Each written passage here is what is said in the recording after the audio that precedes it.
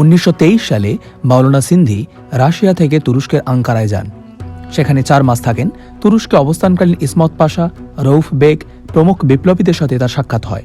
এরপর রাজধানী ইস্তানবুলে পৌঁছে 3 বছর অবস্থান করেন। এই সময় ইউরোপের ইতিহাস খুব মনোযোগের সাথে পড়েন, বিশেষ করে অটোমান শাসনামল, গণতান্ত্রিক শাসন ব্যবস্থা, ঔপনিবেশিক শক্তি, ব্রিটেন ও ফ্রান্সের উত্থান, এসবের ওপর খুব মনোযোগ দেন। 1924 সালের ডিসেম্বরে ইস্তানবুল থেকে স্বাধীন ভারত উপমহাদেশের সংবিধানের খসড়া শিরোনামে ভারতের ভবিষ্যৎ রাষ্ট্রনীতির গঠন প্রণালী প্রণয়ন করেন, যার মূল পয়েন্ট ছিল নাম্বার 1, ভারত উপমহাদেশের অধিকাংশ জাতি রাষ্ট্র। এর বেশিরভাগ অঞ্চলের ভাষা, সংস্কৃতি, ভূপ্রকৃতি ও জাতি আলাদা, তাই এখানে ডোমিনিয়ন স্টেট কায়েম করতে হবে। এমনকি কোনো জাতির সদস্য সংখ্যা পূর্বকালের মতো 500-600 জন হয়ে যায় তবুও। নাম্বার 2, ওই রাষ্ট্রগুলো স্বায়ত্তশাসিত হবে। নাম্বার 3, শাসন ব্যবস্থা যুক্তরাষ্ট্রতন্ত্রের নিয়মে হবে। নাম্বার 4, যুক্তরাষ্ট্র সরকারের কাছে কেবল প্রতিরক্ষা, পররাষ্ট্রনীতি, মৈত্রী চুক্তির অধিকার থাকবে। নাম্বার 5, সব মানুষ সমান, নীতিতে শিক্ষা ব্যবস্থা মাতৃভাষায় এবং নিজস্ব লেখন রীতিতে হবে। নাম্বার 6, ধর্ম, বর্ণ, জাতি নির্বিশেষে প্রত্যেক নাগরিকের মাধ্যমিক পর্যন্ত প্রাতিষ্ঠানিক শিক্ষা নেওয়া বাধ্যতামূলক হবে। নাম্বার 7, সব নাগরিকের প্রাথমিক পর্যায়ের সামরিক প্রশিক্ষণ বাধ্যতামূলক হবে। নাম্বার 8, উর্দু সব জাতিরাষ্ট্রের সরকারি ভাষা হবে। নাম্বার 9, আন্তর্জাতিক পর্যায়ে ইংরেজি হবে সরকারি ভাষা। নাম্বার 10, প্রত্যেক জ্ঞানসম্পন্ন প্রাপ্তবয়স্ক নরনারীর ভোট দেওয়ার অধিকার থাকবে।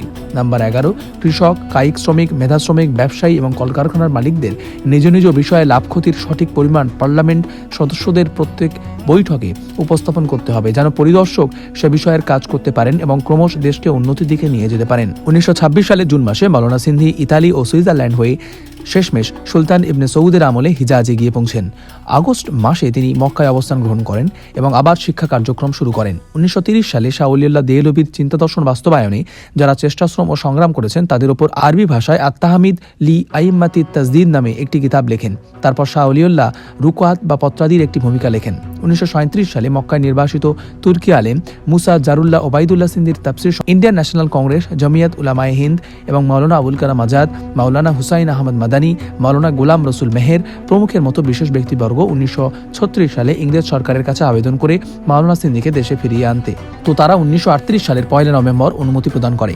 1939 সালের জানুয়ারিতে তিনি পাসপোর্ট হাতে পান। তারপর হজ আদায় করে প্রায় 25 বছরের নির্বাসন শেষে মার্চের 7 তারিখে মাওলানা সিন্ধি করাচি বন্দরে এসে পৌঁছান। সুদীর্ঘ প্রবাস জীবনে দেশবাসীকে কত কথাই না বলার ছিল, দেশে ফিরে সেসব কথা বলার জন্য ব্যাকুল হলেন, কিন্তু তার কথা মানুষের মনোপুত হলো না। অথচ তারা জানতো না মাওলানার জীবনে কত তিক্ত অভিজ্ঞতা এবং সেই অভিজ্ঞতা কাজে লাগানো কত যে জরুরি। তিনি বলতেন, তোমরা এই যে খেলনার ঘর তৈরি করেছো এবং একেই আসমান বলে বিশ্বাস করে নিয়েছো, কালের প্রবাহের মুখে এটিকে থাকতে পারবে না। তোমাদের সভ্যতা, সংস্কৃতি, তোমাদের সমাজ, তোমাদের চিন্তাধারা, তোমাদের রাজনীতি এবং তোমাদের অর্থনীতি সবকিছুর মধ্যে ঘুণ ধরেছে। তোমরা একেই ইসলামী সভ্যতা নাম দিয়েছো, কিন্তু এতে ইসলামের কোনো চিহ্ন নেই। তোমরা তোমাদের গোলামিকেই ধর্মের নামে চালিয়ে নিচ্ছ। মুসলমান হতে চাও তো ইসলাম কি আগে বোঝো। তোমরা যাকে ইসলাম বলছো, ইসলামের সাথে তার কোনো সম্পর্ক নেই। তোমাদের নেতৃবৃন্দ পদমর্যাদা লোভী, তোমাদের শাসকবৃন্দ ভোগবিলাসী এবং তোমাদের জনসাধারণ বিভ্রান্ত। জাগো, পরিবর্তন আনো, নয়তো যুগ তোমাদের চিহ্ন পর্যন্ত মিটিয়ে দেবে। জুন মাসে তিনি জমিয়াত উলামায়ে বাংলা প্রদেশের সভাপতি নির্বাচিত হন। তার সভাপতির ভাষণে দেশ বরেণ্য রাজনীতিবিদগণ উপস্থিত ছিলেন। 1941 সালের জানুয়ারিতে নেতাজি সুভাষচন্দ্র বসু তার সান্নিধ্যে উপস্থিত হন। নেতাজি কংগ্রেসের মতো ইংরেজদের নীতিতে স্বাধীনতা চাচ্ছিলেন না। একই ভাবধারার নেতা ছিলেন মাওলানা সিন্ধিও। ঐতিহাসিক সুপ্রকাশ রায় লিখেছেন, নেতাজিকে যিনি পূর্ণ স্বাধীনতার মন্ত্রে দীক্ষিত করেছেন তিনি হলেন ওবায়দুল্লাহ সিন্ধি। তিনিই নেতাজির নাম দিয়েছিলেন মাওলানা জিয়াউদ্দিন। তিনিই ছদ্মবেশে প্রথম কাবুলে, তারপর বিভিন্ন দেশে পাঠান। 1944 সালে ইংরেজরা তাকে গ্রেপ্তার করে কারাগারে পাঠায় এবং সেখানেই কাপুরুষোচিতভাবে তাকে বিষ প্রয়োগ করে। এতে তিনি খুব অসুস্থ হয়ে পড়েন এবং 21 আগস্ট আল্লাহর সান্নিধ্যে যাত্রা করেন। ইন্না লিল্লাহি ওয়া ইন্না ইলাইহি রাজিউন। তাকে হত্যার বিষয়টি আজও রহস্যময়। ইংরেজরা প্রচার করেছে তার মৃত্যু স্বাভাবিকভাবে অসুস্থ হয়েছে, কিন্তু মাওলানা আবুল কালাম আজাদের স্মৃতিচারণা থেকে ভিন্ন ধারণা পাওয়া যায়। মাওলানা জাহিরুল হককে লেখা চিঠিতে মাওলানা ওবায়দুল্লাহ সিন্ধি সম্পর্কে মাওলানা আজাদ বলেন, 25 বছর নির্বাসন দণ্ড ভোগ করে 1939-এ তিনি যখন এখানে আসেন তখন দ্বিতীয় মহাযুদ্ধ শুরু হয়ে গেছে। তিনি তার নিজস্ব পরিকল্পনা কংগ্রেসের কাছে পেশ করে সর্বভারতীয় সংগ্রামের প্রোগ্রাম রচনা করেন। সেই সময় গান্ধীজি পর্যন্ত এই প্রোগ্রামের বিরোধিতা করেন। তারপরেও ভারত সহ আন্দোলনটুকু অনুমোদন লাভ করে। শেষ পর্যন্ত ভয়ঙ্কর বিষ প্রয়োগে মাওলানা সাহেবের জীবন শেষ করা হয়। 1945 সালের 1 সেপ্টেম্বর, পুরো 1 বছর 9 দিন পর সরকারিভাবে স্বীকার করা হয় মাওলানা সাহেব নিহত হয়েছেন। মাওলানা সিন্ধির চিন্তা দর্শনের মূলে ছিল 2টি বিষয়। এক, কোরআনের প্রায়োগিক শিক্ষা প্রয়োজন, কেননা কোরআন মানুষের জীবনযাপনের সব সমস্যার জ্ঞানতাত্ত্বিক সমাধানের আকর গ্রন্থ। মানুষের জীবনযাপন সম্পর্কে কোরআনের বর্ণনা প্রকৃত অর্থে একটি অলৌকিক ব্যাপার। 2, অর্থনৈতিক ভারসাম্যতা প্রতিষ্ঠা করা, কেননা লেনদেন সংক্রান্ত সামাজিক, রাষ্ট্রীয় এবং জাতীয় পর্যায়ের সব ধরনের কার্যত ওর চরিত্রগত অন্যায় ও অন্যায্যতার অন্যতম মূল কারণ আর্থসামাজিক ভারসাম্যহীনতা। তিনি বলেন, যে জাতি কোরআনের নীতির উপর থাকবে না তারা কখনো কামিয়াব হবে না।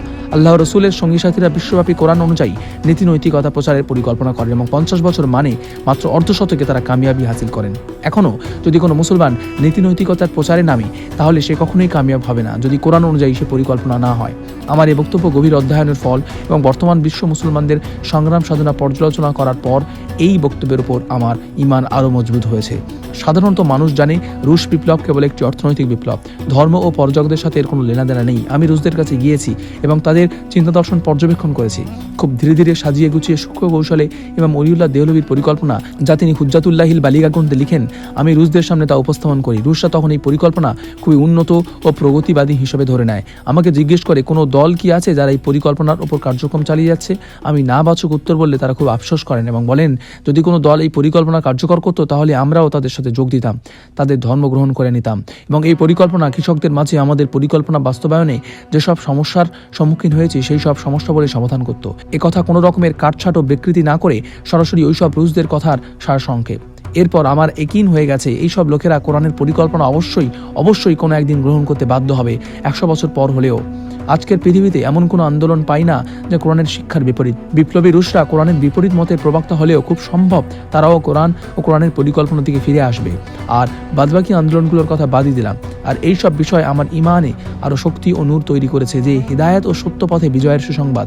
কোরআন নাজিলের পর আল্লাহ তাআলা কেবল কোরআন অনুসরণের উপর ওয়াকফ করেছেন। তিনি মনে করতেন মুসলমানদের উন্নত হতে দুনিয়া এবং আখেরাত উভয়কে সামনে রেখে কাজ করতে হবে। জাগতিক ক্ষেত্রে উন্নতির জন্য ইউরোপের বস্তুবাদকে গ্রহণের জন্য তিনি আহ্বান করেছিলেন, তবে অবশ্যই আধ্যাত্মিকতা এড়িয়ে নয়। তিনি বলেন, আমার দৃষ্টিতে ইউরোপের এই বস্তুবাদী ইনকিলাবও অদূর ভবিষ্যতে সুনিশ্চিতভাবে মানুষের বৌদ্ধিক ও আত্মিক উৎকর্ষতার ইনকিলাবে পরিবর্তিত হবে। ইউরোপীয়রা এখন যেমন বস্তুগত উন্নতিকেই জীবনের চূড়ান্ত লক্ষ্য ভাবে, তখন আত্মিক উন্নতিকেও ঠিক তাই ভাবতে বাধ্য হবে। নিঃসন্দেহে আমি হালের বস্তুবাদী ইনকিলাব মন ও প্রাণ দিয়ে সমর্থন করি এবং এ বিষয়ে আমার বক্তব্য হলো, ইউরোপীদের 200 বছরের বিপ্লব ও সংগ্রাম দুনিয়া জুড়ে তন্ত্র মন্ত্র ও যন্ত্রে যে পরিবর্তনের হাওয়া লাগিয়েছে আর বিজ্ঞান যে মজেজা দেখিয়েছে তাকে ইনকার করা মানে আমাদের প্রগতির ওই স্তর থেকে অনেক পেছনে হটে আসা। আমি চাই ইউরোপের এই বস্তুবাদী প্রগতিকে গ্রহণ করে নিতে, অর্থাৎ জ্ঞান ও বিজ্ঞানের উন্নতি আমাদের পার্থিব জীবনের ভিত্তি মজবুত করবে। কিন্তু এর মানে এই নয় বিজ্ঞান আমাদের জীবনের সর্বক্ষেত্রে সমাধান বাতলে দিবি। বিজ্ঞান যে বস্তুগত ক্ষেত্রে অভাবনীয় উন্নয়ন সাধন করেছে এ নিয়ে আমার প্রশ্ন নেই। আমার কথা হলো, জীবন সে বস্তুতে সীমাবদ্ধ নয়। মানুষ অণুর সমষ্টি বটে, কিন্তু অণু রুহের উপর নির্ভর এবং সেই রুহু আবার অন্য এক মহাশক্তির উপর নির্ভর, যিনি হাইয়ুল কাইয়ুম। আমি মেটেরিয়ালিস্টিকদের বিশ্বজগৎ সম্পর্কে ধারণাকে ভুল মনে করি না, তবে অবশ্যই অসম্পূর্ণ মনে করি। বস্তুবাদী ধারণা ইনকার করি না। আমি জানি তারা যা বলে তা বস্তুর প্রতিভা সম্পর্কে ঠিক, কিন্তু বস্তুর প্রকৃত রূপ হলো অবিমিশ্র সত্য, যার জ্ঞান একমাত্র আল্লাহর কাছে আছে। ইসলামের পরিভাষায় যাকে বলা হয় গায়েব। জীবন সম্পর্কে বস্তুবাদী ধারণা একপেশে ধারণা, একটি দিকের কথাই বলে কেবল, কিন্তু যথাযথ ও পরিপূর্ণ ধারণা আল্লাহর এই কালামে প্রকাশ পায়। হে আল্লাহ, আমাকে দুনিয়াতে কল্যাণ দাও, আখিরাতেও কল্যাণ দাও। সূরা বাকারা 201 নম্বর আয়াত। এই ধারণা বস্তুর প্রতিভাস ও প্রকৃত রূপ দুটোকেই শামিল করে। জীবনের জন্য দুটোর প্রয়োজনই সমান।